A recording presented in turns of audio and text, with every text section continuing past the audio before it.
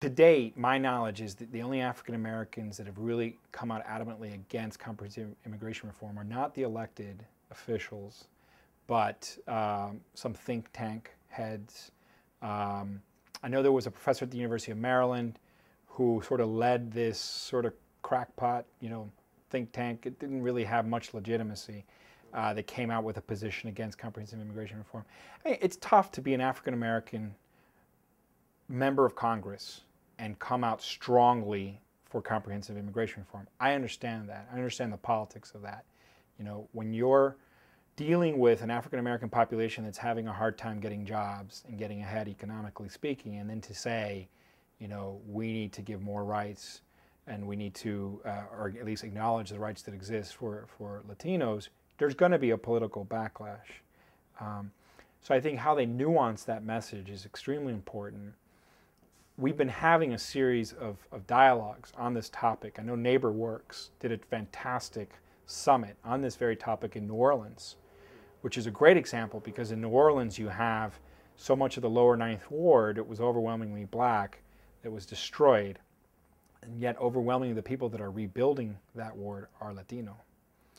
And so there's some obvious tension there. Why aren't they hiring blacks to rebuild New Orleans? Again, I think this is something that is worth continuing to look at. I look forward to seeing the commentary on your website about this topic. For me, this is the most interesting part of this conversation. The issue of African Americans and Latinos, because that's where we have the hardest time reconciling the needs of both communities, and being sensitive to two major minority groups. And also being sensitive to the fact that Latinos are now the larger minority than African Americans. That's tough for a lot of African Americans to deal with. A lot of African Americans feel like they've been left behind. Like suddenly, and like I said, the 1965 Immigration Act, which suddenly gave a preference to all these foreign-born folks from third world countries, a lot of the jobs were then taken by those people. So that there is a historical precedent of blacks being phased out of those entry-level jobs. What I would argue is an African American who's been here for multiple generations shouldn't have to be competing for a job that somebody who's, cutting grass or selling hamburgers. They should be competing for high-tech jobs. They should be competing for jobs that somebody who's been here for multiple generations should have access to. That to me is a larger issue. There's so much more we could be doing to ensure high-paying jobs to the black community. And let's tackle that.